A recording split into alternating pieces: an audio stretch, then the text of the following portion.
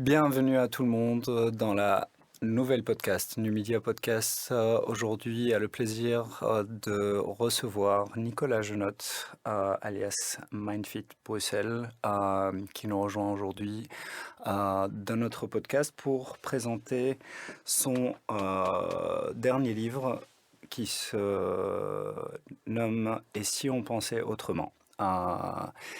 Ce bouquin se veut un bouquin de déconstruction de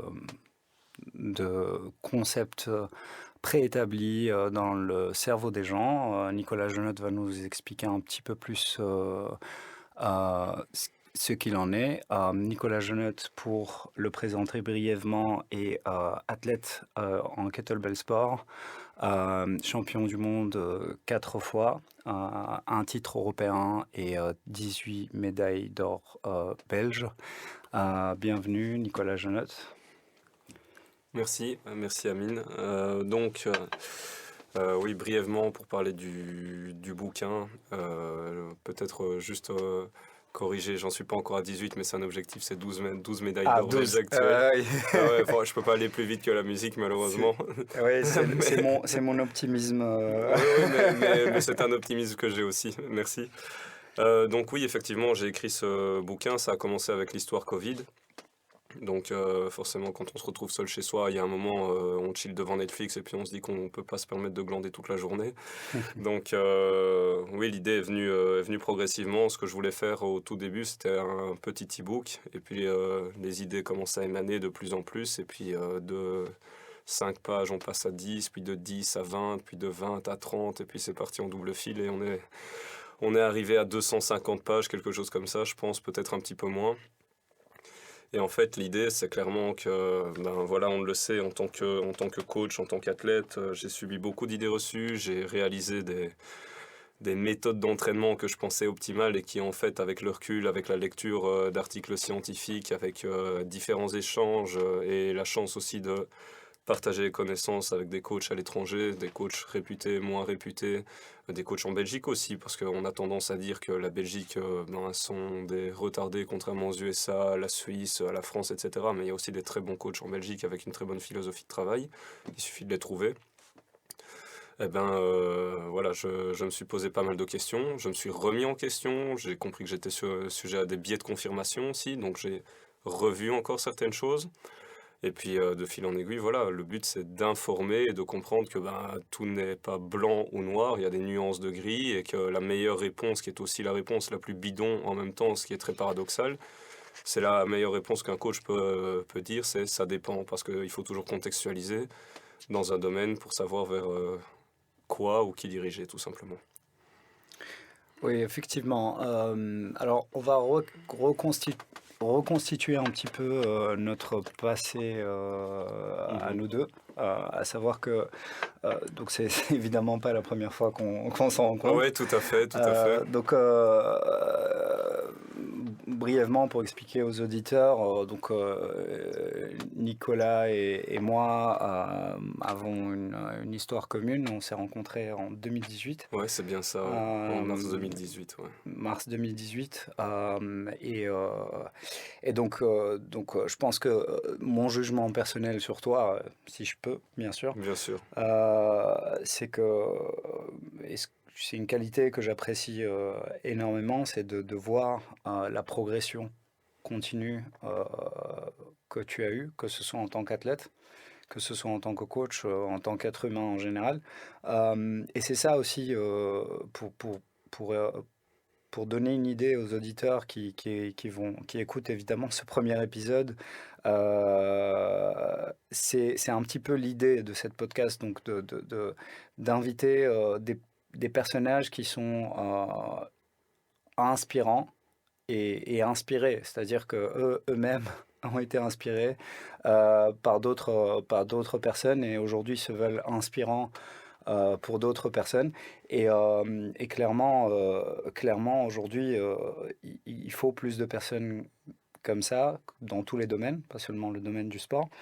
Et je vais tout de suite basculer, Nico, si tu veux, sur ton parcours professionnel. On reviendra après sur ton Mhm. parcours en tant qu'athlète. Ouais. Donc, est-ce que tu peux un peu nous résumer ton parcours professionnel pour que les auditeurs aient une idée un petit peu de qui tu es professionnellement? Ouais, bien sûr.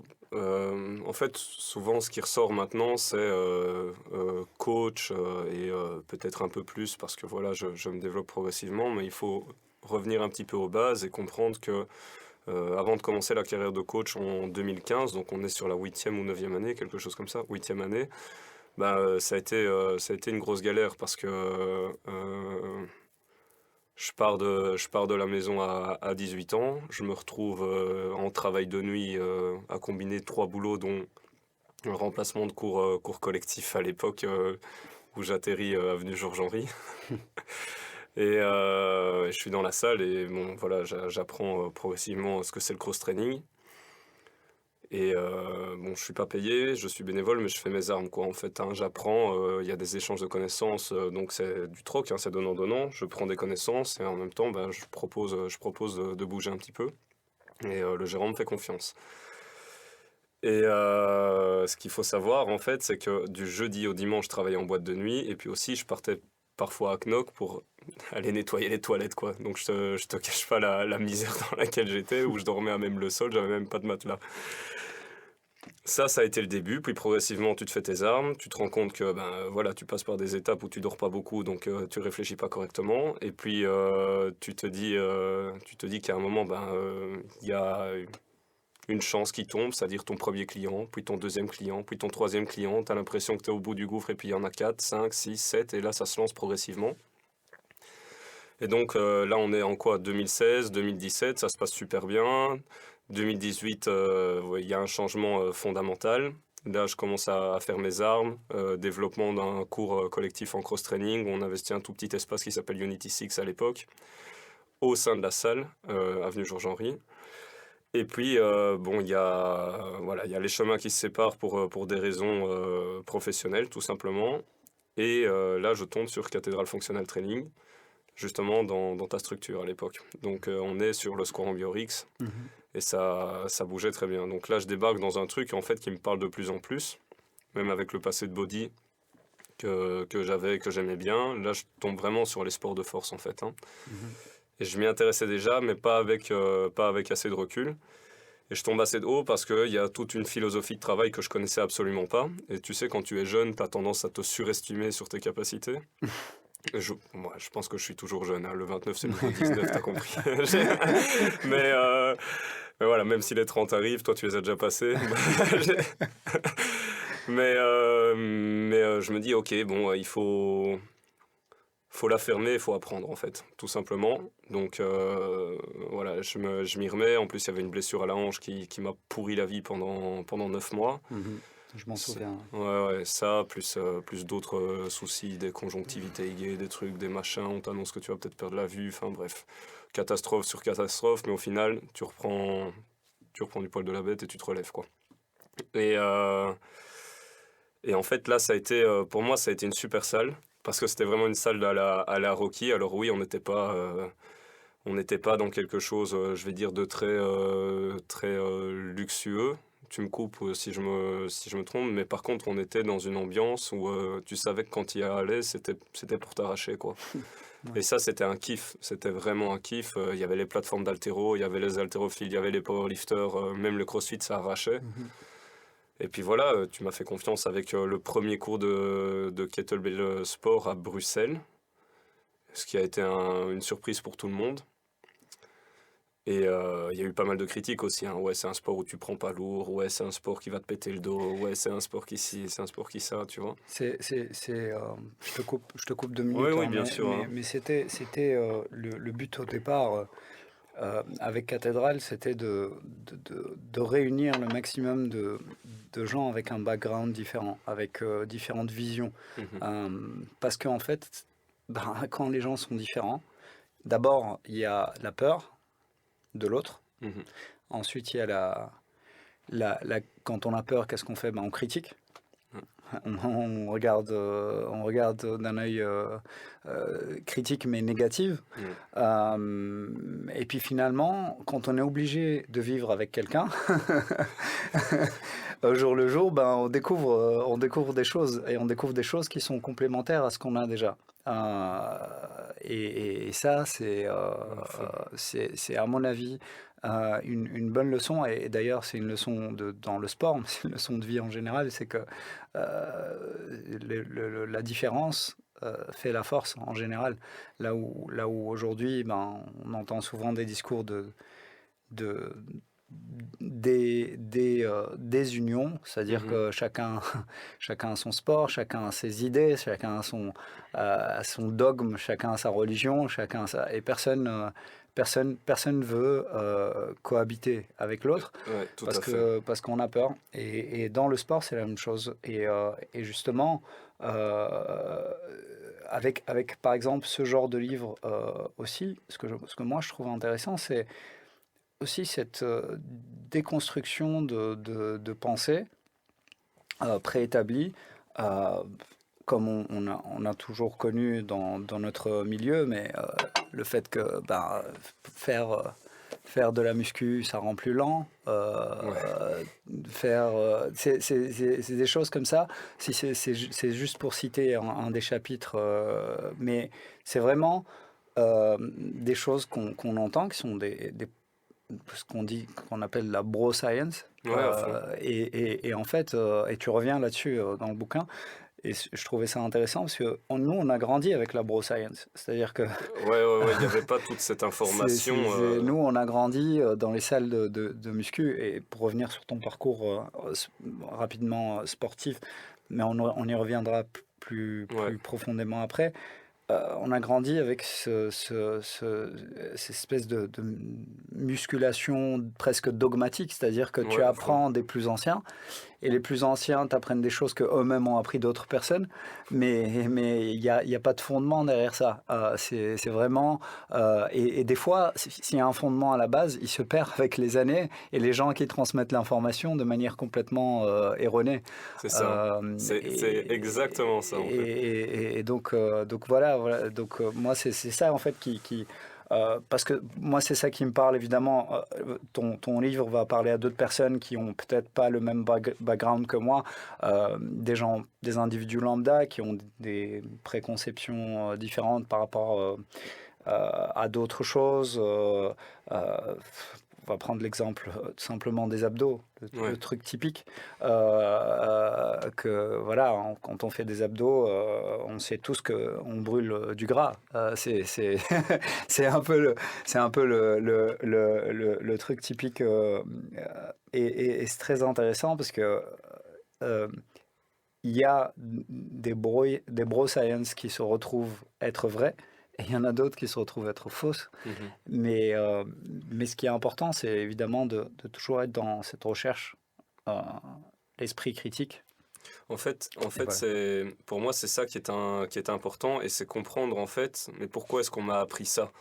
C'est-à-dire que j'ai, j'ai eu besoin, à un moment, de comprendre et de savoir justifier pourquoi je donnais un 5x5, Mhm. pourquoi je donnais un 3x10, Évidemment. Ouais. pourquoi je donne tel type de mouvement plutôt qu'un autre, tu vois? Bah, moi, je m'en souviens, les conversations qu'on Ah avait ouais, quand tu étais à la cathédrale. j'étais casse-tête, hein.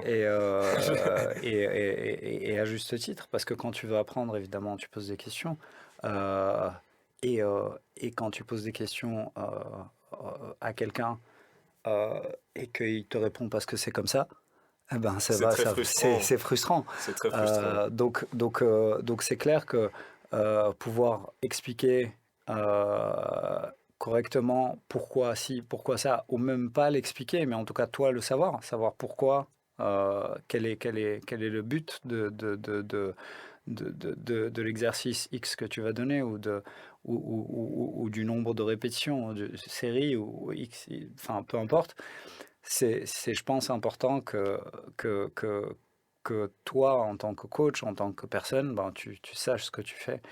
Et clairement, moi, je vais te dire mon avis, Mhm. après je te laisse continuer, parce que c'est vraiment quelque chose qui me tient à cœur. C'est que moi, je te connais, je sais, je sais qui tu es et je t'ai vu évoluer. Mhm. Et je t'avoue que je, je comprenais, je me disais, il y a quelque chose à faire dans ce domaine de déconstruction d'idées, mais euh, je me disais, oh, est-ce que ça va être intéressant, tu vois? Ouais. Est-ce que, tu vois, parce que Parce qu'on a fait le tour. c'est ça. On a fait le tour, tout à fait. Et honnêtement, j'ai été agréablement surpris parce que ça se lit facilement, très très facilement. Mhm. C'est vulgarisé. Et en fait, c'est ça, si tu veux, ce qui me faisait peur en m'approchant du bouquin, c'est que je me disais, est-ce qu'il a écrit le bouquin pour des professionnels ou est-ce qu'il a écrit le Ouais. bouquin pour des personnes lambda? Et en fait, ça parle à tout le monde. Et c'est ça qui est bien. Parce que moi, je vois que, ben, tout simplement, si je donne ce bouquin à ma mère, qui ne connaît rien au sport, Mhm. ben, elle va comprendre. Et c'est ça qui est chouette avec ce bouquin. Donc, félicitations déjà pour Merci. cet ouvrage. J'espère que ça va te motiver aussi à en faire d'autres. Parce que moi, je Ben, serai on va en discuter, mais c'est en cours sur une collab franco-belge, justement. ah bah tant Ouais. mieux, super. On en parlera peut-être tout à l'heure. Mais en tout cas, voilà, moi je suis fan j'ai déjà conseillé à des clients à moi parce que je trouve que voilà, Franchement. ça m'aide dans mon travail aussi. Ça fait vraiment Et, plaisir, en tout cas. et, Merci, parce que c'est euh, vrai que c'est... En fait, c'est pas évident parce que j'ai eu évidemment, il a été relu par plusieurs professionnels de santé. Je pense que même Olivier Bollier l'a lu, donc mhm, il est réputé dans le ouais, domaine, ouais, etc. Je m'entends bien avec lui de manière générale. Didier Zoya, etc. aussi. Gaïs Galaya, qui l'a relu, bon, qui fait pas toujours l'unanimité, Geek and Fit sur les réseaux. mhm, Mais il m'a donné des coups de main supplémentaires. En fait, c'est des gens où j'ai une capacité, c'est que je suis quand même doué d'un point de vue relationnel, mhm, où je peux m'entendre avec les gens et aller ouais, épuiser l'information ouais, quand il faut. Maintenant, euh, je- pour rebondir là-dessus, en fait, il parle à tout le monde et ça me fait plaisir d'entendre ça parce que c'était l'objectif d'essayer de pas trop vulgariser. Mais je sais aussi que, par exemple, des personnes qui sont plus du domaine scientifique, doctorat en sciences du mhm. sport que j'ai été voir, eux, ils n'ont pas toujours été fans parce qu'ils disent ça manque de précision sur certains aspects. Et je peux l'entendre, c'est parce qu'ils sont tellement avec un esprit critique et tellement la recherche poussée au paroxysme que c'est difficile pour eux de se dire ouais, c'est un petit peu limite. Pas confondre ce que c'est l'activité physique et le sport, etc., etc. C'est une approche académique. Ouais, c'est ça. Et c'est ça le problème. Bon, tu sais que c'est toujours la discussion C'est les deux camps, hein. entre C'est les les deux deux camps. camps. C'est l'approche académique et l'approche du terrain. C'est deux choses différentes. Nous, quand on fait face aux clients, moi, c'est un reproche que je faisais à mes coachs à l'époque, dont toi d'ailleurs. Ouais, tout à fait, Je absolument. trouvais que la conversation, l'explication des exercices était trop poussée, était trop développée dans des termes trop compliqués. Et on perd les gens parce que, ben, à moins que tu sois un geek ou quelqu'un qui est Ouais. hyper intéressé par la matière, ça t'intéresse pas de savoir quelle est l'insertion de tel muscle ou tu vois, donc, Tu cibles en fait quelque chose de très très important là-dessus parce que pour moi la force d'un coach aujourd'hui qu'il faut absolument comprendre parce que je débarque dans des écoles, voilà, il y a eu des stagiaires, etc. Je sais que j'ai des retours, que ce soit de Parnasse ISEI ou d'autres, pour ne citer que ces écoles-là, ou après est-ce que c'est vrai ou c'est pas vrai, je préfère ne pas me prononcer plus loin que ça, mais où on dit à des jeunes coachs, ouais, vous pouvez demander 60, 80, 120 euros de l'heure. Sauf que les mecs qui sont en train de te dire ça, c'est des gens qui n'ont parfois, pas tout le temps, c'est vrai aussi, jamais coaché. mhm, C'est des profs d'éducation physique mhm, ou autre. Donc il y a un moment, tu te dis comment tu peux justifier une telle valeur sur le marché, c'est pas faisable. Et en fait, on leur dit oui, voilà, il faut savoir se vendre, oui, il y a ci, oui, il y a ça. Sauf que maintenant, on va poser les bases. C'est la force d'un coach, c'est savoir s'adapter et savoir s'adapter, ça soit au client ou formation. Et moi, ça a été mon erreur fondamentale de base, c'était en fait de vouloir jouer sur les mots alors que le client, il en a strictement rien à foutre que tu saches ou pas ce qu'il a par rapport à un valgus du genou ou quoi.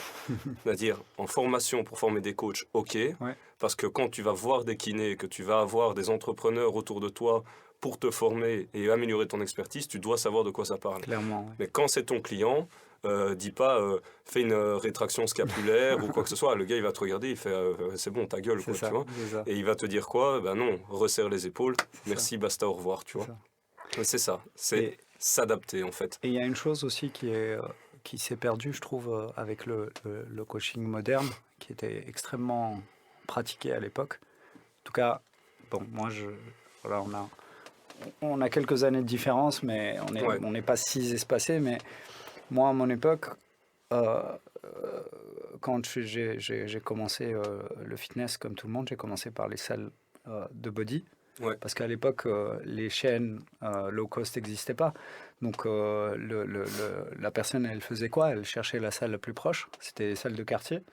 Et tu allais t'entraîner dans une salle de quartier où les mecs, c'était des malades. C'était des gars qui passaient 3 heures dans la salle à soulever des charges dingues, des obsédés du body en général.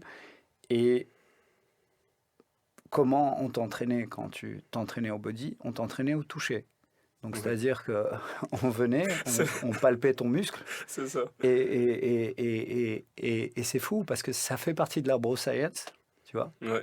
Parce qu'il y a cette chose on en parlait tellement à l'époque, qui était la connexion. Ah, La connexion cerveau-muscle voilà, tu vois. à fond, quoi. Ah ouais. Et aujourd'hui, bah, il y a des recherches qui prouvent que, tu vois, En fait, ça. ouais, c'est ça. Il y a tout eu un débat là-dessus où je me suis retourné. Et il y a des trucs qui sont pas cons en tant que tels. En fait, il y en a qui te diront focalisation interne, focalisation externe. Mhm. Donc, tu vois, on parlait des formateurs ou C'est savoir ça, réadapter ou la connexion cerveau-muscle, qui est un terme exactement. vulgarisé. Et est-ce que ça marche? Oui. Est-ce que c'est le plus efficace? Pour moi, clairement pas. En fait, la première chose qu'il faudrait apprendre aujourd'hui, c'est se concentrer sur le mouvement plutôt que le muscle. Exactement. Mais, dans certains contextes, et là encore, l'adaptation est nécessaire et il faut le comprendre. Je peux comprendre que par rapport à un débutant, il a besoin de ressentir que ça travaille. Je peux comprendre que quand on n'a pas beaucoup de matériel, ça peut avoir un intérêt, Mhm. quand on cherche à développer de l'hypertrophie, de se concentrer sur le Voilà, c'est mouvement. ça. Et ça a eu son rôle notamment, pardon, ça a eu son rôle notamment en période Covid. En période Covid, on s'est retrouvé, il n'y en a pas beaucoup qui se sont développés en home gym. Bon, maintenant, ça prend son envol, on a vu les prix qui ont explosé, Mhm. etc. Il y a eu une adaptation sur les programmations en ligne et tout. Mais oui, effectivement, dans ce cas-là, ça peut avoir un intérêt. Et il faut juste pas se dire, ah, ça fonctionne là-dessus, donc je vais l'utiliser en salle. C'est complètement con. Mhm. Quand tu as du matos de salle, ben, concentre-toi sur le mouvement, pousse et va proche de l'échec. Et le reste, c'est bon. Il faut pas trop se casser la tête non plus. Je suis pour l'optimisation, je suis Mhm. pour la recherche scientifique, je suis pour le développement au niveau sportif, mais il faut pas oublier les fondements non plus. Tu prends, tu charges et t'envoies, quoi, tu vois. Ouais. Et ça reste une base, C'est quoi. clair, mais c'est bien dans ce que tu dis. Justement, je vais revenir sur cette zone grise dont tu as parlé au début, Ouais, qui se retrouve un peu dans ton ouvrage. C'est ça en fait. C'est que tu as dit ça dépend. ouais. Et c'est ça en fait. C'est souvent, moi, la réponse que j'ai avec mes clients quand ils me posent une question. Je dis, bah, ça dépend. Mhm. Et ils me regardent, et comment ça? Ouais, Tu es ouais. censé me donner une réponse. Ouais, et c'est exactement ça. Parce que le problème derrière, c'est que ce client va discuter avec un autre client, qui va discuter avec un autre client. Mais tu sais, ce principe de toile d'araignée relationnelle, où derrière, ils vont retrouver des coachs. Peut-être qu'il y en a un qui connaît Tony Parker, on n'en sait rien, tu vois. Non, mais moi, je me suis déjà retrouvé avec des situations Ouais, fous, ouais, tu ouais, vois. ouais, bien sûr. Donc, des joueurs Ouais. de basket avec qui j'ai déjà discuté et tout. Donc, je me suis dit, ok, le problème, c'est que on ne sait pas aujourd'hui, au moment que tu as la discussion, si celle-ci ne va pas avoir un impact plus tard dans les 2 à 3 Mhm, prochaines années, mhm. positivement ou négativement, Ouais. en se disant, ah, mais lui, il a dit de la merde parce qu'il a dit ça à un tel, qui a dit ça à un tel, qui a dit ça à un tel. Donc toi, tu es là, tu fais, ben oui, ça dépend, quoi. Ouais. Ça dépend de plein de facteurs, ça dépend de tes pathologies, de Ah tes ouais. antécédents médicaux, ça dépend de Exactement. ta génétique. Exactement. Voilà, c'est tellement de choses sur lesquelles il faut être prudent, en Mhm. fait. Parce que la personne, quand même, qui te pose la question, c'est qu'elle veut se développer, mais tu peux pas être trop catégorique. Et ça a été un énorme défaut chez moi au début, c'est que c'est soit blanc, soit noir. Et puis après, ben voilà, tu prends du recul et tu te rends compte que ben non, tu redescends, garçon, et tu tu continues d'apprendre constamment. Exactement. Voilà. Mais on va revenir un petit peu, parce qu'on s'est un peu éloigné, mais on va revenir un peu, parce qu'on discutait de ton parcours professionnel. Donc tu disais que tu étais arrivé à Cathédrale et que tu avais découvert un monde différent, et quelque chose dans lequel tu te sentais plus chez toi, quoi. Ouais, absolument. En fait, j'ai toujours été passionné par ces sports de force. Après, un sport de force, qu'est-ce qu'un sport de force? Si on regarde d'un point de vue commercial et discipline, on va te parler de power et d'haltéro. Et en fait, je trouve au passage que les termes sont tellement mal choisis en anglais, où on parle de powerlifting et de weightlifting. Et pour force athlétique, et ça devrait être l'inverse. Ça devrait être l'inverse, parce que qu'est-ce qui catégorise plus qu'un sport de puissance? C'est l'haltérophilie, c'est le Saint Graal, c'est le noblard, quoi. Et tu regardes le powerlifting, donc force athlétique en français. Attention, tu vas te faire des ennemis, là. Ouais, mais bon, enfin, les nouveaux clichés, mais c'est vrai. Genre, mec, tu grindes pendant 10 ans, tu vois. Je dis pour taper un deadlift avec des amplitudes partielles. Enfin... Moi, j'adore le power, hein. Je suis fan de power. Tu sais que j'ai encadré des athlètes de power. C'est important de le préciser parce que tu sais, aujourd'hui, tout le monde. Bon, évidemment, tu sais, on va mettre ça sur les réseaux. Donc, tu vas tout de suite, si tu précises pas. Que j'encadre des athlètes de power et que j'aime bien le power. Hein. Je trouve que c'est vraiment top. Que les gens sont émotionnels par rapport à leur sport et ils sont. Mais oui, pour mettre les choses dans le cadre dans lequel elles sont, c'est important que tu précises. Mais c'est pas un sport de puissance. Je suis désolé, c'est pas un sport de puissance. C'est un sport de force.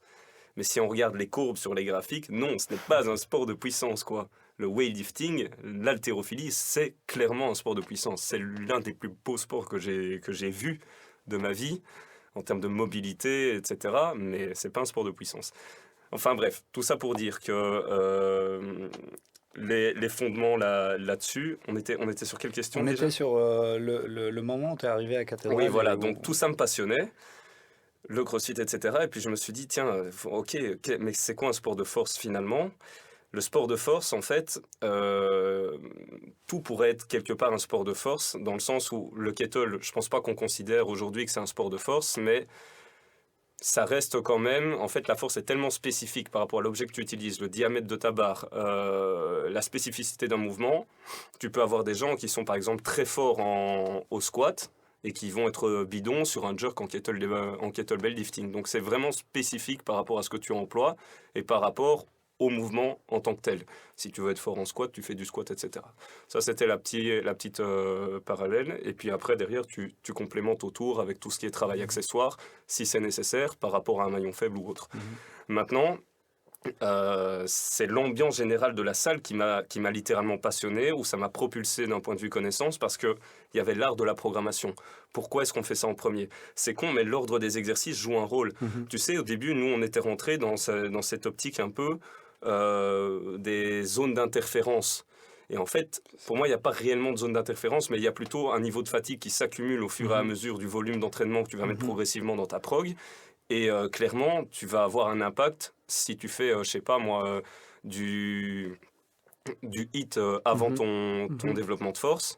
Par exemple, tu veux taper un 5x3 à 85% au back squat. Clairement. Je vais pas taper mon hit en kettle, je vais inverser. C'est ça. Mais voilà, c'est parce que je sais que ça va m'impacter négativement, mais c'est pas pour autant qu'il y a une zone d'interférence et que ça va m'empêcher de me développer.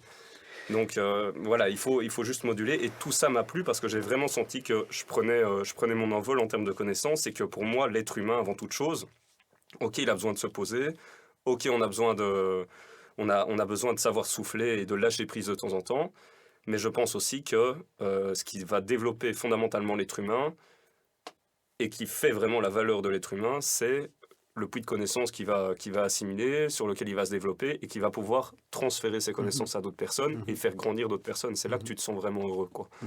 Voilà. Et donc après ton arrivée à Cathédrale, moi je pense que voilà, ça c'est aussi un sujet, bon on peut aller loin là-dessus, hein, mais je pense que la seule manière pour quelqu'un de se développer correctement et de grandir, c'est de se trouver dans un environnement, où ils se sont bien, 2 où il est inconfortable. Ouais. Euh, alors c'est paradoxal parce que quand on dit bien et inconfortable, c'est complètement un paradoxe, mais on peut se sentir bien dans un espace inconfortable, c'est-à-dire que l'atmosphère générale nous fait sentir comme chez soi. Mhm. Par contre, on est challengé constamment. Ouais. Et, euh, et c'est ça qui est intéressant. C'est ça qui est intéressant parce que à côté de toi, tu as aussi des gens, je reviens sur Cathédrale, parce que ben, je connais bien le sujet. Mhm. À côté de toi, tu as des gens qui ont faim. Tu as des gars Ouais, exact. qui ont envie de grandir aussi. Très bon Tu as des exemple. gars qui ont envie de se faire de la place dans le domaine du fitness en général. Je pense que tu, tu, tu m'arrêtes si je me trompe, mais tu as fait des belles rencontres dans cette salle avec des gens qui sont des personnes qui sont dans cette optique de dépassement de soi, Ah ouais, constamment, hein. Constamment. de développement personnel, de challenge et de compétitivité. Et c'est là où, en fait, je voudrais ton avis là-dessus. Euh, et après, on continuera sur le parcours. Mhm. Euh, Parce que souvent, ce qui revient actuellement, ce que j'entends souvent, c'est ah oui, il faut arrêter de pousser les gens à être compétitifs, c'est Mhm. malsain, ça crée une atmosphère malsaine sur le lieu du travail, ça crée une atmosphère malsaine. Ouais. Et moi j'ai toujours été au contraire pour ça. Euh, Parce que je pense que c'est vraiment, en fait, c'est tout simplement le propre de l'être humain. Si on n'était pas compétitif, aujourd'hui, on n'aurait pas des iPhones, on n'aurait pas Ouais. des voitures, on n'aurait pas des... ce qui a permis d'être où on en est aujourd'hui à tout point de vue, c'est parce qu'on est compétitif. Mhm. Donc j'aimerais ton avis là-dessus. Ouais, alors, en fait, c'est quelque chose de très intéressant parce que il est vrai qu'aujourd'hui, j'ai l'impression quand même on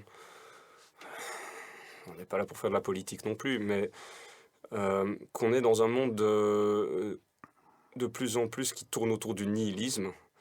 On croit en rien et on doit lâcher prise et YOLO et ci et Mhm. ça et t'as aucun but et vis ta vie et voilà. Et au final, On vit qu'une fois, voilà, ça. mais il y a une part de vérité qui Mhm. fait énormément de bien. Il y a un moment où mec lâche la pression. Mhm. Moi, j'ai beaucoup de mal avec ça, donc c'est vrai que c'est difficile, lâcher prise, parce que je suis toujours dans ma tête, en quête d'un objectif, en quête d'un objectif, Mhm. en quête d'un objectif. Mais j'ai avancé.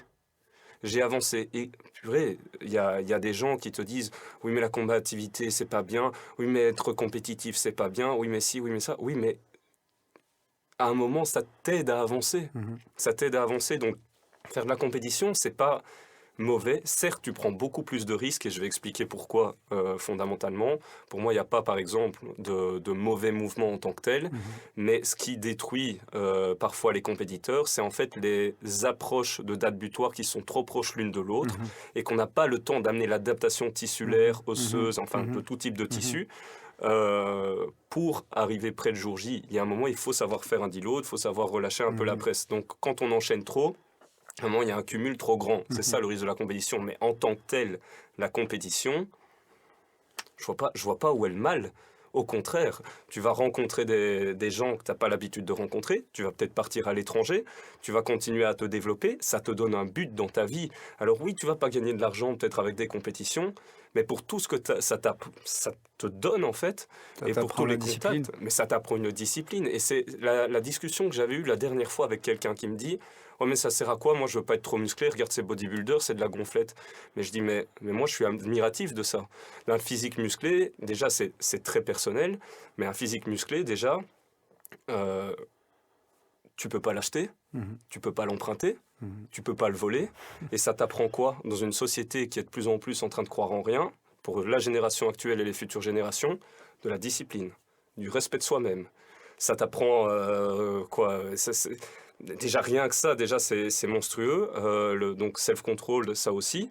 Euh, c'est un outil intéressant qu'on peut utiliser dans des situations dépressives. Je dis pas que ça va soigner ta dépression, je Mhm. dis que c'est un outil qui peut être intéressant. Et pour tout ça, en fait, c'est ça qu'un physique musclé te donne, c'est tout ça qu'on voit autour. C'est pas juste un physique musclé et de la gonflette, par exemple, tu vois. C'est toutes les valeurs que ça transmet derrière. T'es dans un monde où t'es régi par l'argent. Ça, tu peux encore le faire sans argent, entre guillemets. Tu n'es pas avec 90 kilos de muscle, ok, il y a les produits dopants, tout ce que tu veux, mais au final, ça t'apprend aussi la valeur du travail, qui est primordiale aujourd'hui, tu vois. C'est clair. Donc... Bah oui, et justement, pour revenir à Cathédrale, donc toi, tu es arrivé en 2018 Ouais. et donc après, tu as intégré la salle en tant que coach.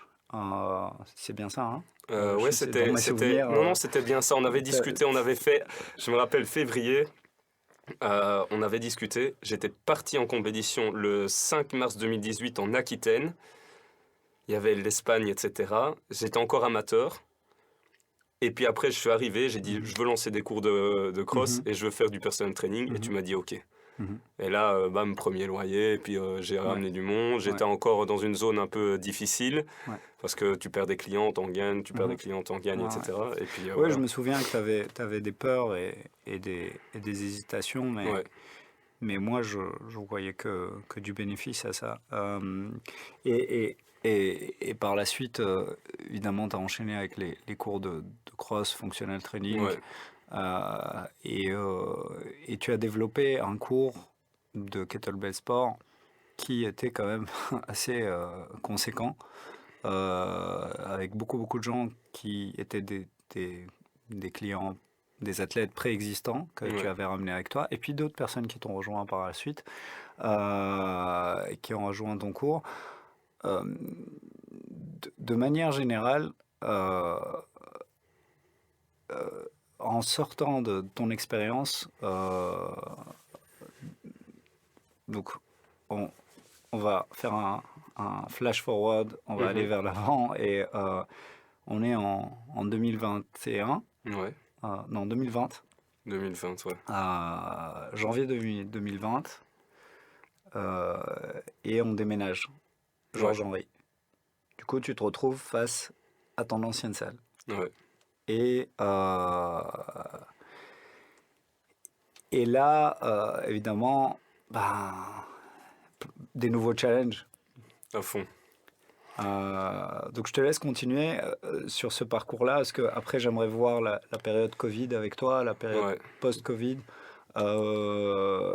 tout ça, parce que je pense que c'est déterminant aussi dans ton choix d'écrire ce bouquin. Ouais, à fond. Et donc voilà.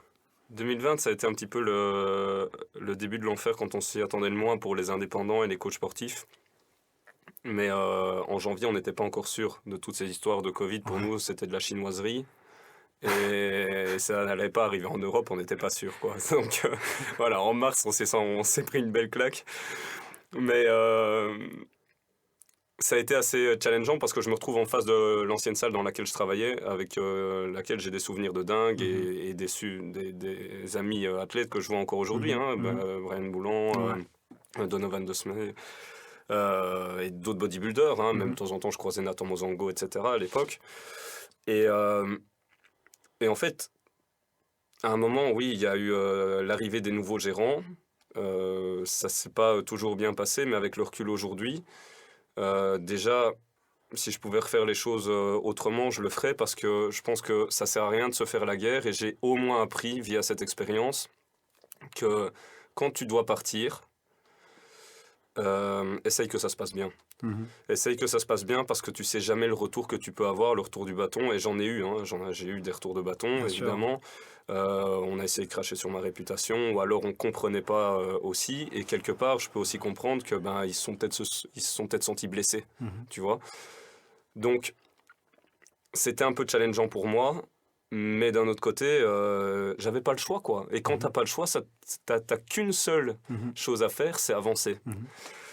Et au final, voilà, si demain je les recroise dans la rue, j'ai pas envie de faire la guerre. Il y a aucun stress à ce niveau-là. Vraiment, moi de mon côté, c'est du passé, et j'en suis ressorti grandi. J'espère que c'est la même chose pour eux, et je pense que ça se développe toujours bien chez eux, parce qu'ils sont toujours là, tout simplement. Donc c'est une bonne chose. Clairement. Maintenant, voilà, nous on est arrivé avec un nouveau challenge.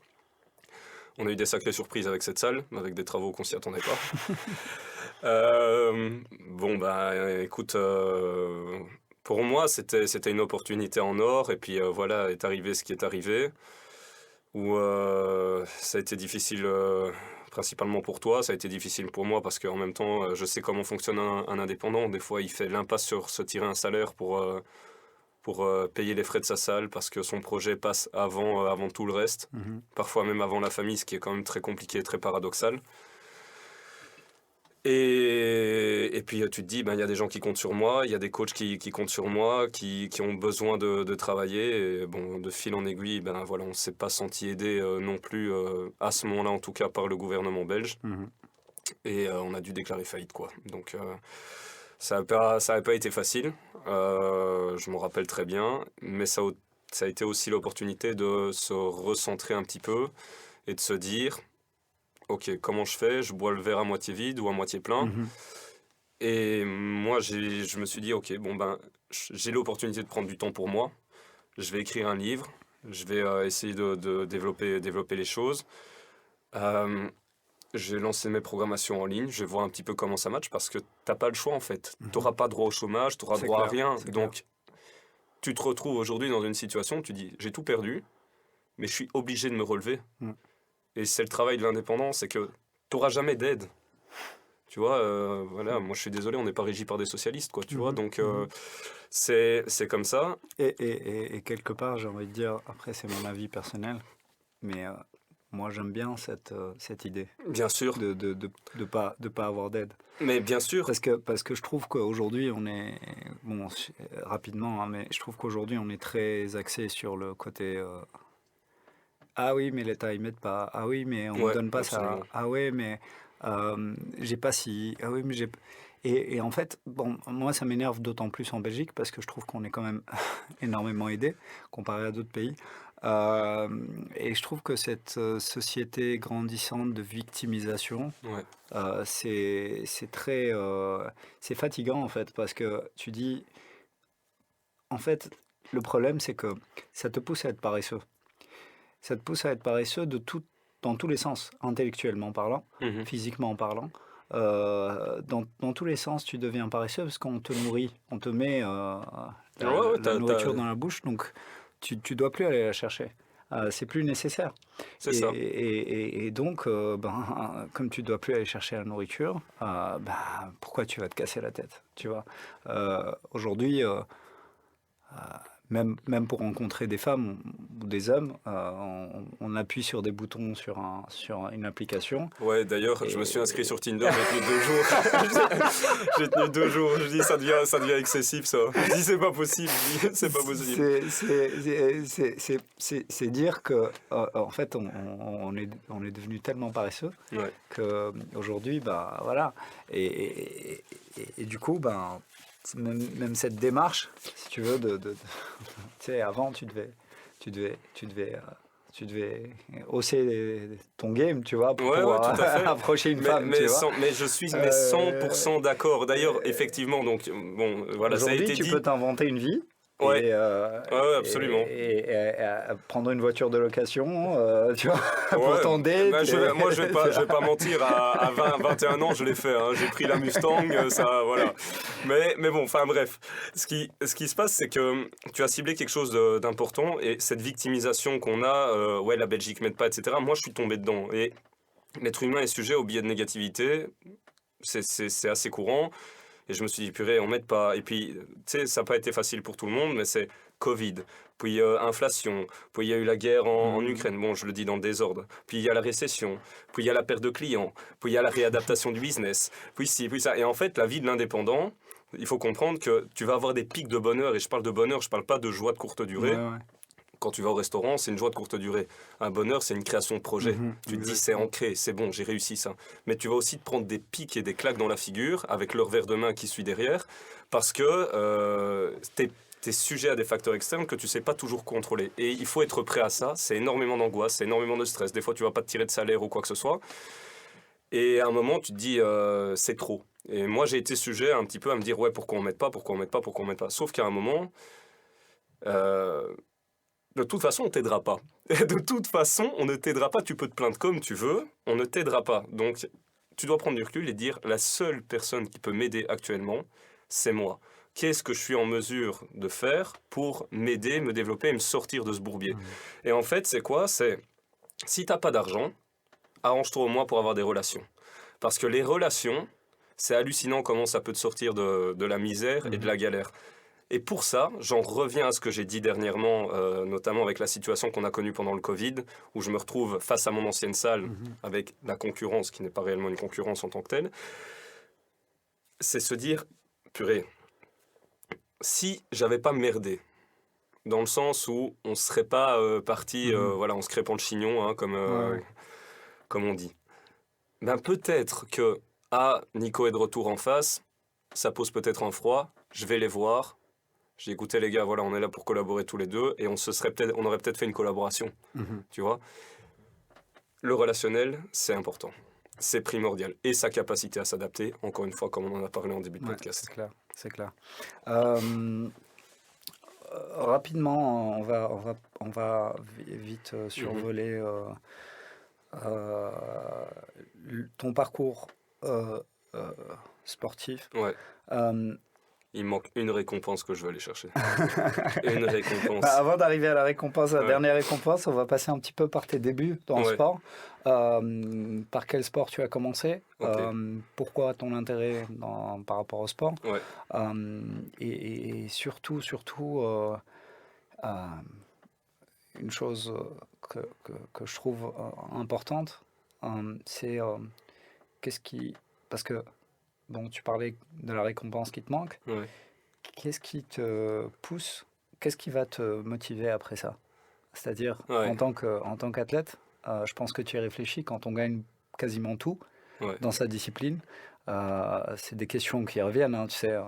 C'est des questions qu'on a posées. Bon, je vais faire une comparaison, mais c'est des questions qu'on a posées à Michael Jordan, qu'on a posées à Michael Phelps, tu vois. Tu vois, mais voilà. Aujourd'hui, bon, je cite ces noms-là, mais dans ton sport à toi, voilà, tu t'es fait un sacré nom.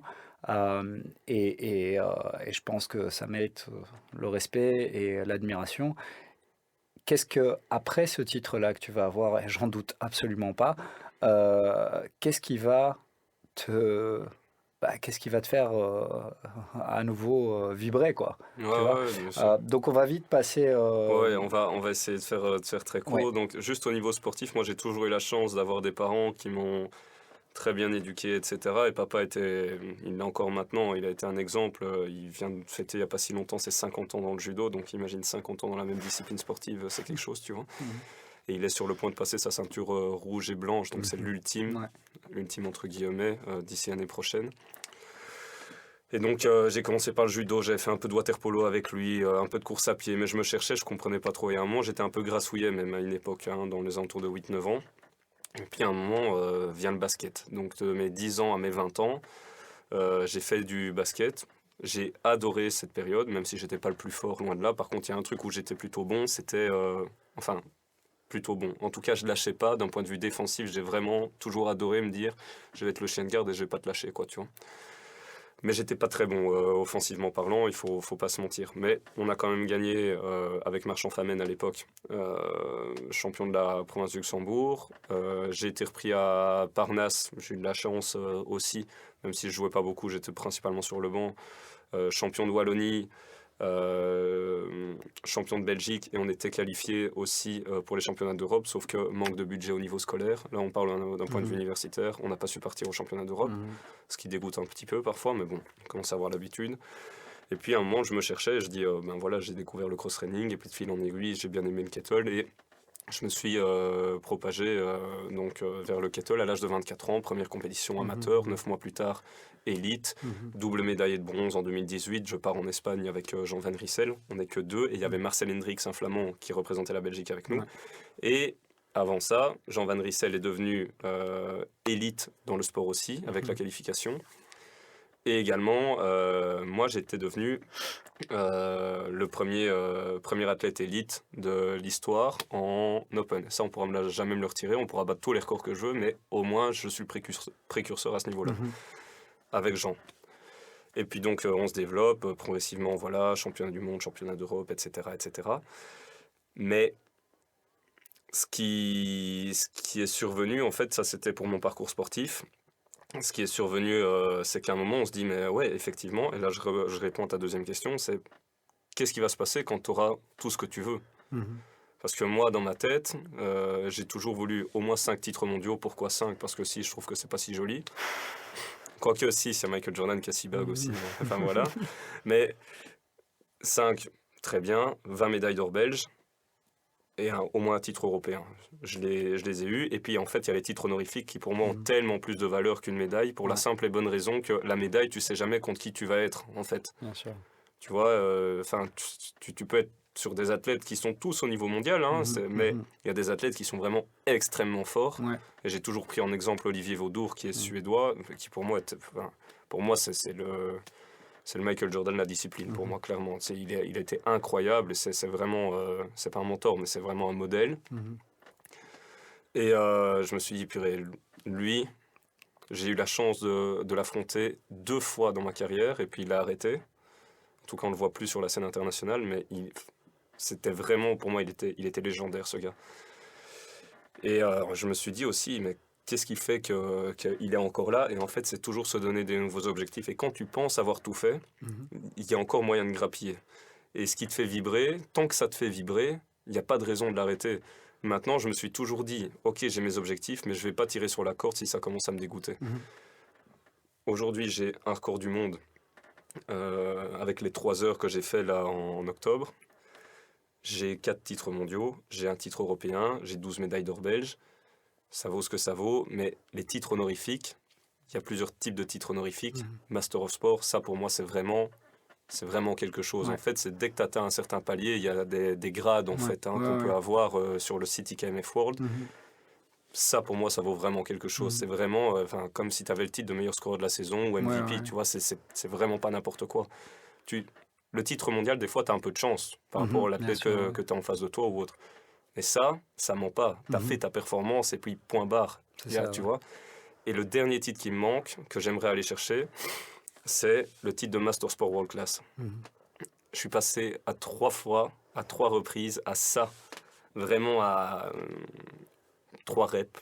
3 reps de l'avoir ou quoi que ce soit. Et tu te dis, mais ça me rend fou. Ça me rend fou. Et d'un autre côté, si je l'avais eu trop tôt, je pense que j'aurais pas vraiment compris la valeur que ça a. Ouais. Donc ça fait 6 ans que je me bats pour aller le chercher. 6 ans, rends-toi compte. 6 ans pour un bout de papier, quoi. Mais parce que pour moi, c'est la consécration ultime Bien sûr. de la carrière. Et après, ben, il y aura d'autres passions, il y aura se lancer dans d'autres mouvements pour aller le rechercher, Mhm. pour viser d'autres trucs. Ça Mhm. s'arrêtera jamais, en fait, hein, Bien sûr, ouais. tant que je suis animé, quoi. C'est ça, c'est ça. Alors, tout à l'heure, tu as parlé d'une collaboration, une future collaboration potentielle Ouais, sur sur un peut-être livre. un nouveau livre. Euh, Brièvement, hein, juste donne-nous un petit teaser, histoire Ouais, bien sûr. qu'on sache qu'est-ce qui va arriver. Et après, j'ai deux grosses questions pour toi. Ok, Deux grosses questions. C'est des questions que je vais poser à tous les invités. ok. Donc, c'est pour les auditeurs parce que je pense que voilà, il faut aussi que euh, c'est aussi le but de cette podcast, c'est d'inspirer euh, les gens. Donc, d'abord, parle-nous un peu de ce. Ouais, alors j'ai eu la chance d'avoir le président de l'IKMF, Stéphane Dogman, qui est également sélectionneur d'équipe de France, etc., dans notre sport, qui m'a dit, écoute, moi je voulais écrire un livre, la personne avec qui je devais l'écrire m'a lâché, est-ce que tu veux rejoindre le projet? J'ai dit oui. Donc là, il compte sur moi vraiment pour le développement de ce bouquin. Et ce serait principalement sur l'outil de la kettlebell, le développement de la fédération, comment elle s'est développée d'un point de vue mondial, qu'est-ce qui s'est passé, etc., etc. Et quels sont les bienfaits de l'emploi de l'outil kettlebell. Donc il serait Ok. traduit en français et en anglais. On Mhm. va commencer en français, mais forcément, vu qu'on a une communauté unifiée principalement autour de l'anglais, il faudra que je le traduise en anglais Donc, aussi. c'est dans la niche Ouais, kettlebell. ce sera dans la niche kettlebell, mais pour tout ce qui est coach et préparateur physique, ça aura quand même un intérêt. Maintenant, c'est plus typé niche, donc c'est à double tranchant, mais on va quand même voir c'est quoi la différence entre l'haltère Et le kettle, pourquoi l'utiliser? Est-ce qu'on peut utiliser le kettle dans un objectif d'hypertrophie? La réponse est oui. Mais est-ce que c'est optimal? La réponse est non. Ouais. Parce que plus on va chercher de l'instabilité, plus on va solliciter certains groupes musculaires, mais le niveau de sollicitation ne veut pas dire que ça va permettre de développer de la force, parce que force et hypertrophie, le secret c'est la stabilité. Plus t'es stable, plus tu sais développer de la force et potentiellement de l'hypertrophie. Donc on va pas mentir là-dessus, on va pas survendre le kettle, bien que ça soit un outil que j'adore. D'accord. Et on va remettre certaines pendules à l'heure, et de nouveau il y aura peut-être des croyances qui feront que on va limiter certains poids de cible. On va attendre ça avec impatience Ouais. et j'espère en tout cas que ça va bien se passer pour toi. Moi, en tout cas, je le dirai et Ouais. puis je te donnerai mon avis Ouais, avec plaisir. Il sera là-dessus. auto-édité aussi, hein. Il sera auto-édité, on va pas passer par une maison d'édition. On avait hésité avec Amphora à un moment, mais Ouais. je pense que ça sera D'accord. auto-édité aussi. Ben voilà, pour ceux qui sont intéressés par le kettlebell ou qui veulent apprendre ce qu'est ce sport incroyable, vous pourrez bientôt retrouver un nouvel ouvrage de Nicolas Jenotte. 2 questions rapides. C'est facile, enfin c'est facile, c'est rapide à répondre, Ouais. c'est peut-être pas facile. Première chose, un bouquin que tu conseillerais absolument à toute personne qui serait intéressée à apprendre plus sur le sport, sur l'entraînement ou sur le développement personnel. Ça, Ou sur le développement personnel. J'ai eu beaucoup de bouquins, donc je vais en citer 2. La Bible de la préparation physique, rééditée par Didier Reiss, que je trouve très bien. Et d'un point de vue développement personnel, j'ai pas trop envie de balancer des trucs de gourou. J'en ai lu plein parce que ça m'intéresse aussi, mais L'âme du monde de Frédéric Lenoir, qui parle des différentes religions aussi, parce que c'est plus d'un point de vue spirituel. Ouais. Mais je l'ai trouvé absolument très bien, j'ai lu plusieurs fois. Ou alors j'aurais pu citer L'Alchimiste de Coelho. Ouais. Voilà, pour moi, ils sont littéralement incroyables, quoi. Ok, top. Et alors, une dernière chose, une phrase, une phrase qui va te déterminer en tant que personne, entrepreneur, athlète, quelque chose qui est ton moteur, une phrase que tu peux partager avec les auditeurs. Cette fois à terre, 8 fois debout. Voilà. Ben, on va terminer sur ça. Merci beaucoup de nous avoir accompagnés pendant cette quasiment heure de podcast. Merci à tous les auditeurs de nous avoir rejoints. Merci à toi, Nico. Merci à toi. C'était un plaisir de t'avoir et de te revoir après très longtemps. Ça fait longtemps. Moi, je vous retrouve dans notre prochain épisode avec de nouvelles surprises. À très bientôt. Au revoir. Au revoir.